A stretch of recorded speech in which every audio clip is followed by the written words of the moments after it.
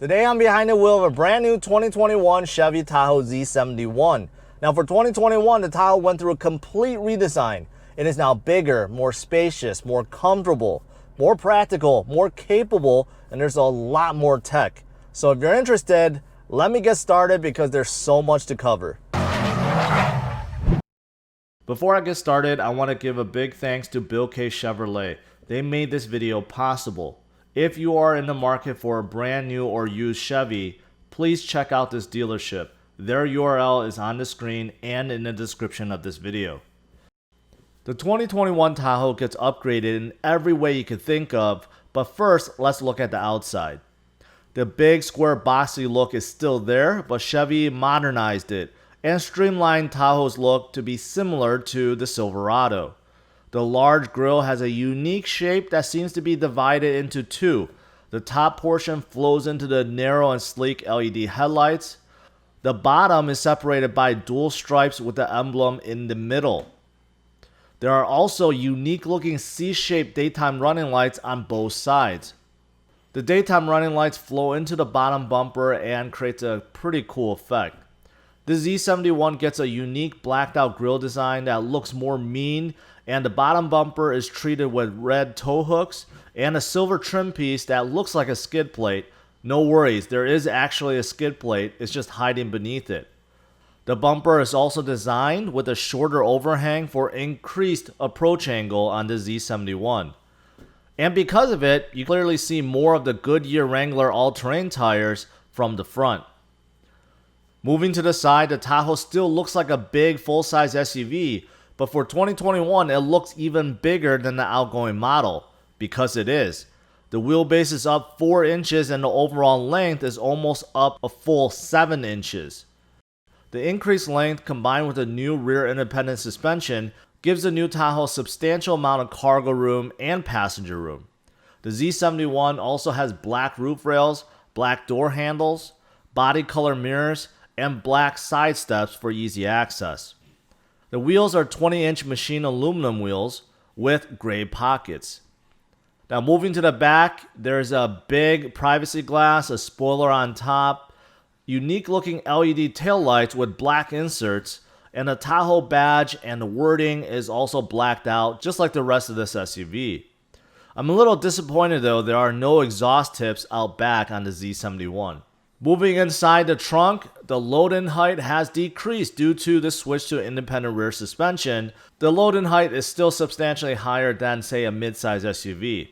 There's nothing on the left side, but on the right side you do see a household outlet and a bunch of controls for the second and third row seats. The bottom cover also hides some hidden storage space. The power folding seats for the third row is pretty quick, and once folded, they are very flat.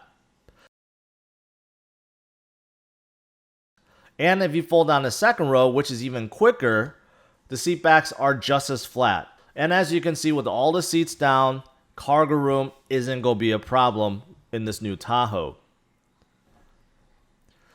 Just FYI, the power function to lift up the seats only work with the third row, not the second row.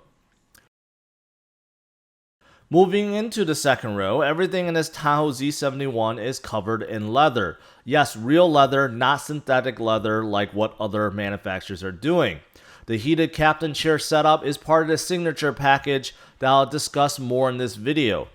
There's a lot of room between the captain chairs to get into the third row, but you can also use the handle on each side to quickly fold the seats up for easier access.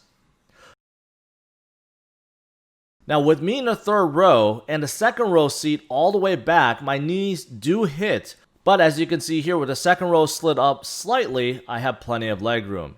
The seats are also pretty high, which makes the seating position comfortable. There's cup holders on each side and also one USB port on each side. Vents on top. To fold the second row forward, there's a power button on the side that you simply press twice. This is also part of the signature package. Second row passengers get a pair of cup holders, climate controls, USB ports, and a household outlet. As for space, I'm 5 feet 10 and I have at least 6 inches of legroom behind my driving position and about 3 inches of headroom. The seats can also slide forward and backwards and recline. Moving up front, this Tahoe has a design and elegance of a luxury car, and the cabin is hugely upgraded from the last generation. The steering wheel has a modern shape and a good thickness. The leather also feels fantastic. Buttons on the right side control phone, voice control, and scrolling the info screen in the gauge cluster. Buttons on the left is for the heated steering wheel and cruise control.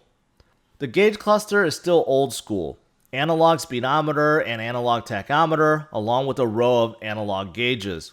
Now the small color info screen does give you some info, such as music, navigation, phone, and settings, and can display things like oil life, trip computer, etc. Now to the left of the steering wheel, you have a lot of buttons, starting with the parking brake, then buttons for lane assist, parking sensors, traction control, and hill descent. Also a button for the engine auto start-stop function, and a button to control the outlets in the Tahoe. Underneath, you have controls for your 2-speed transfer case for your 4-wheel drive setup. Also, light controls. Lastly, to the right, you do have a brake controller for your trailer. On the door panel, you have 2 memory seats and a button for the auto-dimming power folding mirrors. This is also part of the signature package. Moving to the right side of the steering wheel, you have a new button-style shifter. Some you push down, some you pull. This takes a lot less space than the stock shifter and flows well with the rest of the dash. Now moving to the 10.3-inch infotainment screen, it is very bright, has a high resolution, and very responsive. It is also touch. The menu selection on the bottom is for music, phone, favorites, and climate control. Wireless Apple CarPlay and wireless Android Auto is standard, and so is Wi-Fi. This Tahoe is equipped with something called HD Surround Vision and is quite wild. You can literally see what's around your Tahoe, including a top-down 360 view, also what's in front and what's in back, also what's in the front sides and front and back sides, and also a view for the trailer hookup, and you have a ton of grid lines and turn lines. This whole setup is very, very cool, and again, this is part of the signature package. Down below, you have a volume knob and a scroll knob. There are also some buttons to control the infotainment screen, like home button and the back button. Underneath that, you have climate control, which is fairly easy to figure out. 2 knobs for temperature, then a whole bunch of buttons for modes, defroster options, and another knob for fan control. Finally, you have buttons for the heated seats, which separate the seat bottom from the seat back, which is kind of cool, and buttons to control the rear climate control. Below, you have 2 USB ports, a 12V outlet, and a wireless charging pad. 2 cup holders, and under the large armrest, you have 2 more USB ports and a whole bunch of space for your things. Above you, you have a button for OnStar and SOS. There's 3 buttons to control the very large panoramic sunroof, a knob to control the height of your power tailgate, 2 buttons to fold the second row down, and home link buttons. Alright, I'm off. Let's see how good this Tahoe is and how it drives. First thing I want to talk about is the driving position and also visibility. Because as soon as you hop in, and that could be a challenge for some of you guys, because this is a very, very tall SUV. Good thing there is the side step, so those of you guys on a shorter side makes it easy to get in. But once you get into the seat, you start driving, you realize how tall you are. And I, for one, like it. I love the commanding view of the road. You really sit like a king, like you're on a throne above everyone else. That's the kind of feel that you get. But with that said, this is a big SUV, so you have to get used to that. This is a true full-size SUV. Now, I know a lot of you guys think like a 3-row SUV, like a Traverse or a Pilot or Telluride, those are considered full-size. No, those are still considered mid-size. This is a true full-size. So you're sitting very high up. It's very wide, very long. So you do have to get used to that if you're coming from a smaller car, but I think it's an easy transition. After driving for about 20, 30 minutes, after parking a few times, you'll get used to it, especially with all the tech that's in here that makes it very convenient when parking and navigating small parking lots. But since you're sitting so high, visibility is great. It's great. Windows are very big. Front windshield is big. I would say the hood is a little tall though, a little bit tall, but overall front visibility great.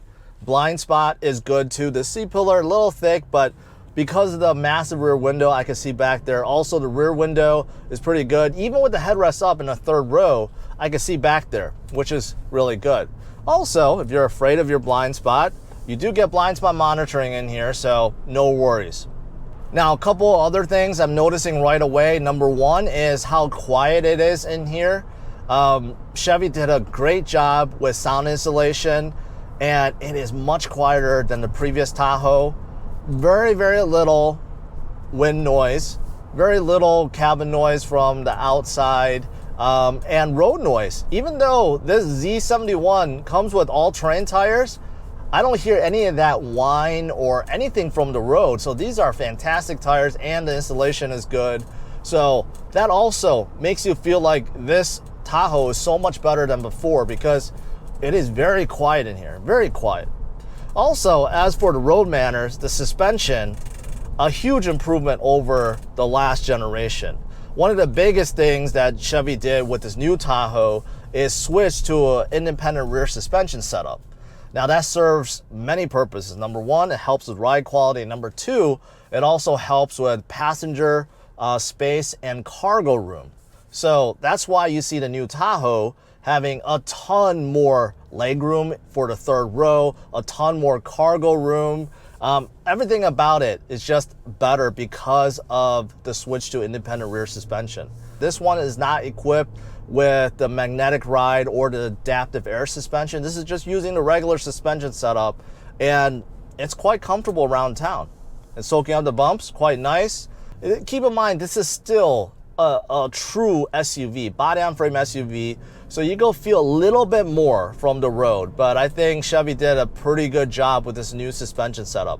Around corners and bends, yeah, you're still gonna feel a lot of body roll because this is a big, heavy SUV that's very high off the ground. But overall, this is very enjoyable around town. I like it.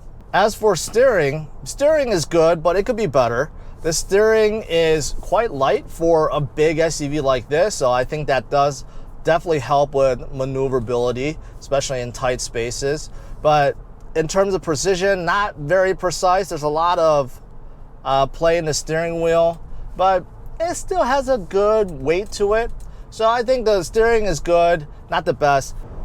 Acceleration is good. This is the base engine, a 5.3 liter V8. It is still producing 355 horsepower. So this engine on paper seems like it didn't change. However, Chevy did change it. The cylinder deactivation on this engine is better and has made it to a 10-speed automatic.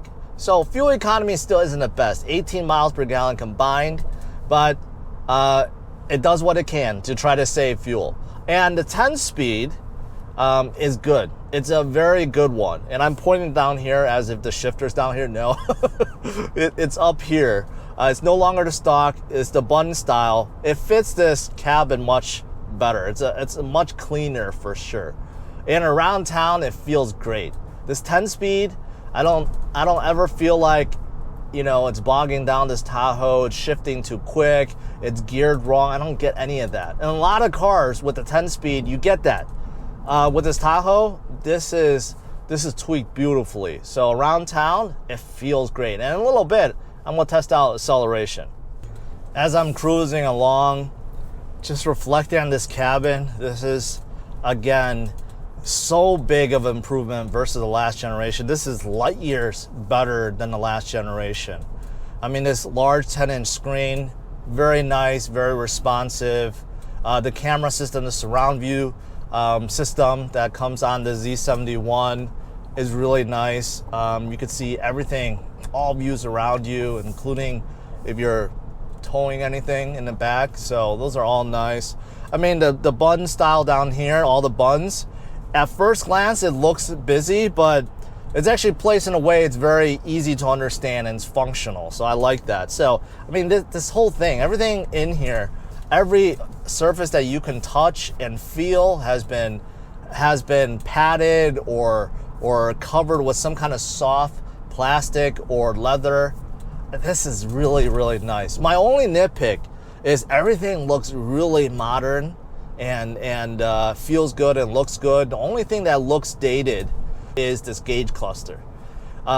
This tachometer, speedometer, they look like they're from the 90s. Like they haven't really been updated at all. Same thing with the gauges and that little screen. This gauge cluster just seems to be off.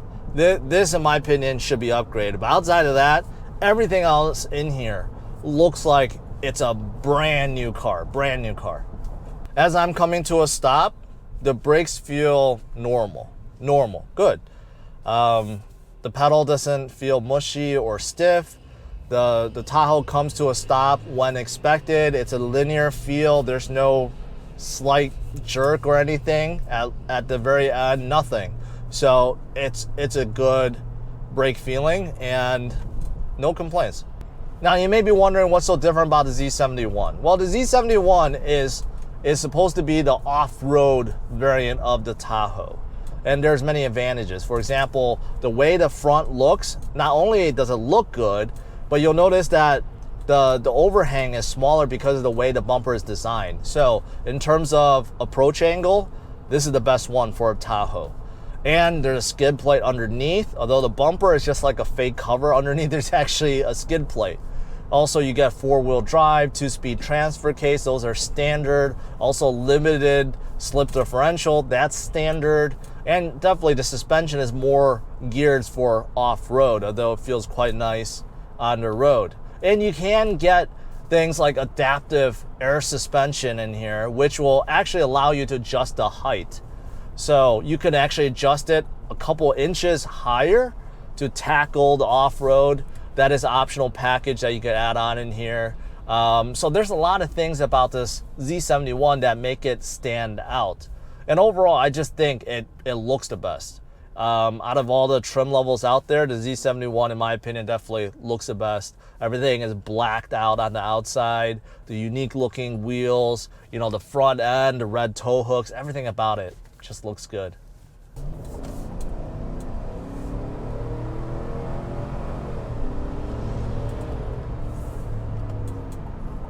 Okay, so that was acceleration about 20 to 60, and not bad. This is the base engine, 355 horsepower, got up to speed relatively quick, not the quickest SUV. Now, I will say I did review a Yukon Denali, which is very similar to this, a little bit higher class, but that one came with the 6.2 liter optional engine that produces 420 horsepower. That one definitely felt livelier. So if you guys are looking for more grunt, then look into that 6.2 liter. Otherwise, this 5.3 liter is more than fine for everyday driving, and it's not slow by any means. Just depends on what you're looking for. The seats are quite nice up front. Actually, the seats are quite nice in all the rows. Up front, they're not very bolstered, but they hold me in. They have good comfort to them. The cushion is nice. So I feel like these are really good seats. But the same thing, I got the same feel in the second row and in the third row. The second row, very comfortable. The space in between the captain chairs, in my opinion, is just a little bit too big. The captain chairs could definitely be moved in a little bit or a little bit wider, but I understand it makes it really easy to get into the third row. And even in the third row, I like it because the additional 10 plus inches of legroom back there, and plus the seats aren't very low. They're actually quite high off the ground. Adults could sit back there. You move the second row up a little bit, adults could definitely fit back there just fine, unless you're just a giant. But normal adults could fit back there quite comfortably, and of course kids can too. So seats in here in this new Tahoe is very nice in all rows. This Tahoe is also very safe, has all the latest safety features, pedestrian warning front and rear, you know, emergency braking, lane change alert, blind spot monitoring, rear cross traffic alert. Pretty much everything you could think of is in here. So that's good.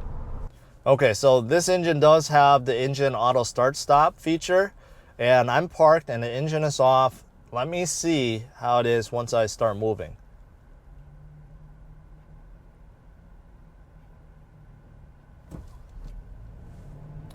Yeah, that took a little bit. Sometimes the engine, can start quite fast. This one took a while. Actually, took about the same amount of time to start the engine. So, took a little while. The vibration's not there, so that's nice, but there is going to be a slight lag when you're waiting for the engine to start back up. Good thing is you can turn it off. There is a button on the side that you can turn it off. Unfortunately, it does not remember it. You have to turn it off every single time you start this Tahoe. So next, let me talk about the trim levels and pricing to this brand new Tahoe and give you my final thoughts. There are 5 trim levels to the new 2021 Tahoe, starting with the base LS, which starts a tad over $53,000 with 4-wheel drive. Then you have the LT, then the Z71, which starts at $60,500, then the RST, Premier, and finally the top trim level, High Country, which starts right under $74,000. The High Country is the only trim level with the optional 6.2 liter V8 engine. In this video, I mentioned some of the features that were part of the signature package. Here's a complete breakdown of the package, and the cost is under $4,800. To conclude, the 2021 Chevy Tahoe is a fantastic full-size SUV that pretty much does everything well. It's big, spacious, comfortable to drive, full of the latest technology and safety features. Cabin quality and utility is also fantastic. The only downsides to the Z71 are there are no exhaust tips out back, the gauge cluster looks very dated, and the options make this Tahoe even more expensive than it already is. I'm giving the brand new 2021 Tahoe Z71 a score of 104. To see how it stacks up against the Yukon Denali and others, check out driversonlyrankings.com. Thanks for watching, hit the like and subscribe to the channel for more reviews, news, and first looks.